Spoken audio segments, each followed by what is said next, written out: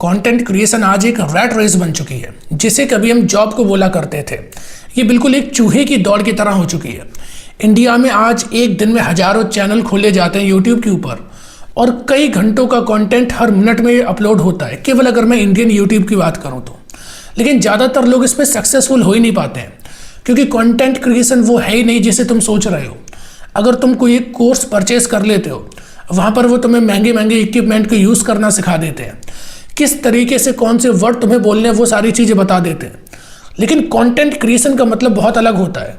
क्या ध्रुव राठी ने कभी कोई कोर्स करा था, या नीतीश राजपूत, या जितने बड़े तुम कंटेंट क्रिएशन को अगर केवल एजुकेशनल पर्पस में भी देखते हो, उन्होंने कभी कोई भी कोर्स ज्वाइन करा था?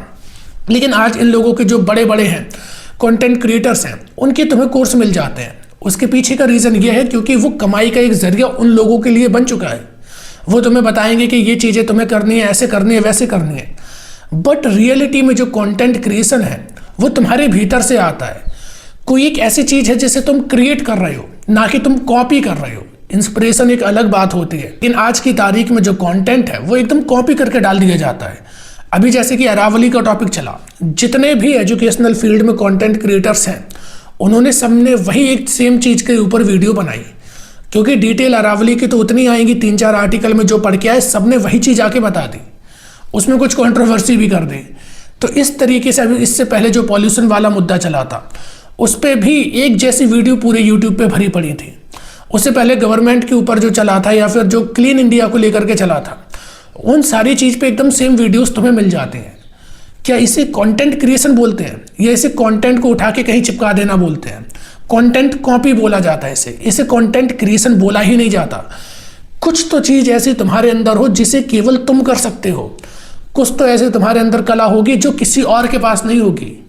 हालांकि शायरी तुम जैसे लिखते हो या पोएट्री लिखते हो, या तुम्हारी डीप थिंकिंग है, तुम्हें जो आता है तुम उसे लेकर के आओ। लेकिन अगर तुम कंटेंट क्रिएशन को गेम केवल अपनी इकोनॉमिक बेनिफिट के लिए बना देते हो, अगर कंटेंट क्रिएशन को तुम केवल और रुपए कमाने के लिए एक जरिया समझते हो, फेमस होने के लिए जरिया समझते हो, तो तुम इन्हीं चीज़ों में फंस के रह जाते हो। जो भी कंटेंट क्रिएशन का कोर्स करके आता है, क्या कभी वो बड़ा कंटेंट क्रिएटर बन पाता है? कभी नहीं बन पाता, क्योंकि उसे हर एक चीज़ एक एक लाइन रटाई जाती है। तुम्हें इंट्रो इस तरीके से यूज़ करना है, तुम्हें हुक इस तरीके से यूज़ करने हैं, तुम्हें ये चीज़ें वायरल चलती हैं तो ऐसी बना देनी है।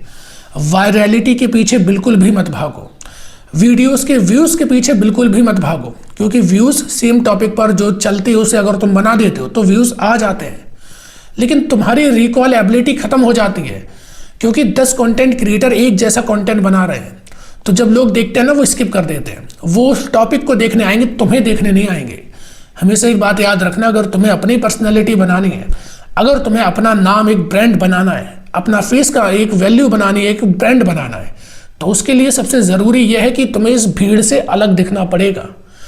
तुम दूसरों की कॉपी करना बंद कर दो, केवल जो तुम्हें आता है, चाहे उसमें रुपए कम हो, चाहे उसमें व्यूज़ ना आते हो, लेकिन जो तुम्हें आता है वो करो। लोग जनता की डिमांड को लेकर के आ जाते हैं कि जनता ये देखना चाहती है तो हम ऐसा बना देंगे। ठीक है, वो एक साइकोलॉजी है। कभी कभी उन चीज़ों को भी, उन फॉर्मेट को अपने कंटेंट में यूज़ कर सकते हैं, लेकिन केवल उसी को अपना कंटेंट बना लेना बिल्कुल गलत बात है। इससे कभी भी तुम्हारी फेस वैल्यू नहीं बनने वाली। इसीलिए जो कंटेंट होगा तुम्हारा, वो ऐसा बनाओ जो तुम्हें आता हो, जिसमें तुम्हें मज़ा आता हो, जो तुम नेचुरली करते हो, और वो काम तुम जिंदगी भर कर सकते हो। मैंने अपने साथ देखा, क्योंकि मेरी वीडियोस पे इतने व्यू नहीं आ रहे हैं, कुछ प्रॉब्लम एल्गोरिथम के साथ हुई, जिससे कि मेरी रिकमेंडेशन जो है वीडियो की वो गिर चुकी है। लेकिन फिर भी पिछले 2-3 सालों से मैं डेली वीडियोस बनाता हूँ, और मेरे साथ कुछ लोग थे जिन्होंने मुझे देख के स्टार्ट करा था, उनके मुझसे अच्छे व्यूज़ आते थे, लेकिन कुछ ही महीने करने के बाद उन्होंने बंद कर दिया, क्योंकि उनका उसमें मन नहीं लगा। वो इसलिए कर रहे थे कि एक फेम मिल जाए, मनी मिल जाए, लेकिन मेरा वो टारगेट था ही नहीं। मुझे यही करना पसंद है। मैं ऑफलाइन भी ज्ञान ही देता हूँ, और मैं ऑफलाइन भी पढ़ता ही हूँ, तो वही चीज़ मैं कर रहा हूँ। लेकिन अगर कोई ज़बरदस्ती कोई काम करता है केवल रुपए के लिए, जीवन में नहीं कर पाओगे। इसीलिए तुम्हें मैं समझा रहा हूँ। और अब थोड़ी टेक्निकलिटीज़ के ऊपर आ जाते हैं।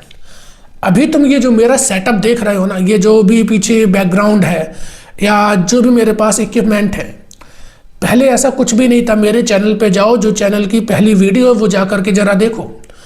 उस वीडियो को मुझे पता है मैंने कैसे कैसे रिकॉर्ड करी थी। और जो अभी सबसे पुरानी वीडियो है, वो मेरे चैनल की सबसे पुरानी वीडियो नहीं है। उससे भी पहले लगभग 100 वीडियोस मैंने अपने चैनल पे अलग अलग कैटेगरी, कहीं vlog, daily vlog, mini vlog और रोस्टिंग, मोटिवेशन, बहुत सारी वीडियो बनाई थी जो कि मैंने डिलीट कर दी हैं। लेकिन ये जो इंफोटेनमेंट कैटेगरी जो कि मुझे अच्छा लगता है, उस पर जो वीडियो है जो मेरी पहली डली है, देखो जाके यहाँ पर मैं खड़े होकर पीछे ग्रीन स्क्रीन, एक ग्रीन कपड़ा लगाकर और डंडे में लाइट बल्ब बांधकर और सामने एक टेबल के ऊपर दूसरी टेबल रख के उस पर सेल्फी स्टैंड रख के फ़ोन लगा के रिकॉर्ड करता था। और इतनी गर्मी होती थी कि हर कुछ कुछ सेकंड में पसीना पोंछ के टेक दोबारा से लेना पड़ता था। इतनी मेहनत से बनाई थी, लेकिन आज वो सारी चीज़ें बदल चुकी हैं। इक्विपमेंट केवल तुम्हारी हेल्प के लिए होते हैं, उनसे और ज़्यादा कुछ नहीं होने वाला है। लेकिन कंटेंट तुम्हारे भीतर है, जो तुम दुनिया को देना चाहते हो, कुछ नया देना चाहते हो, वो दे के जाओ। इस भीड़ में मत पड़ो। इक्विपमेंट भी धीरे धीरे आ जाते हैं और यूट्यूब पर कुछ होते हैं जो कि टेक्निकल टर्म्स बताते हैं कि जाके ये सेटिंग ऑन कर लो, जाके ये हैशटैग, ये टैग लगा लो। इनसे कुछ नहीं होता। कभी इन पे अपना टाइम बर्बाद मत करना कि डिस्क्रिप्शन ऐसा कर लो, उनसे कुछ नहीं होने वाला।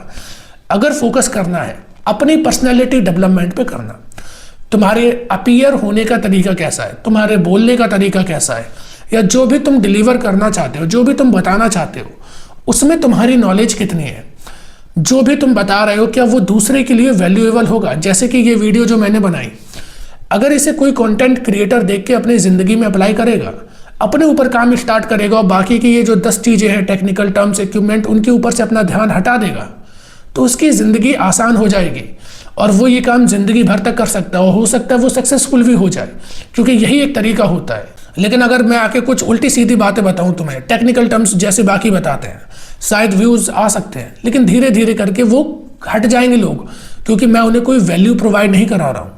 अब इसे देखकर लोगों को वैल्यू जो मिलेगी तो वो मुझसे जुड़ेंगे, तो वो मुझे देखेंगे। लेकिन हाँ, मैं कोई कंटेंट क्रिएशन की वीडियो नहीं बनाता। मैं तुमसे बस इतना कहना चाहता हूँ कि ये भी एक सोसाइटी की बड़ी प्रॉब्लम बनती जा रही है।